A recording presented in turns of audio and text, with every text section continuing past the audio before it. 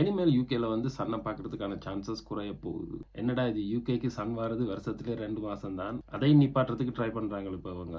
Climate change வந்து உலகத்துக்கு இருக்கிற ஒரு பெரிய இஷ்யூ வந்து இப்ப யூகே அதை எப்படி ஹேண்டில் பண்ண போறாங்களா? ஸோ வார சூரியனை ரிஃப்ளெக்ட் பண்ணி வெளியில போக வைக்கிறது. ஸோ இதுக்கு வந்து 2 ஐடியா பிளான் பண்றாங்க. ஒன்று வந்து கிளவுட் சீடிங். ஸோ கிளவுட்ஸ்களை உருவாக்கி ஃபேக் கிளவுட்ஸ்.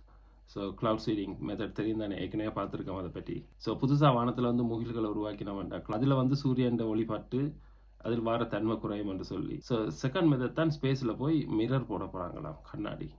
ஸோ அந்த கண்ணாடி போட்டால் சேட்டலைட்ஸ் மூலமாக அந்த கண்ணாடியில் பட்டு வார சூரிய கதிர் பட்டு தெரித்து வெளியில் போகுமா. ஸோ இது இந்த சயின்டிஸ்ட் மேரோட இப்போ யூகே கவர்மெண்ட்ஸ் ஒர்க் பண்ண போகிற 2 மிஷன்ஸ். ஏன்டா யூகேக்கு சன் கூட தாங்கலாது, இருக்கலாது, இங்கே வைக்க கூட.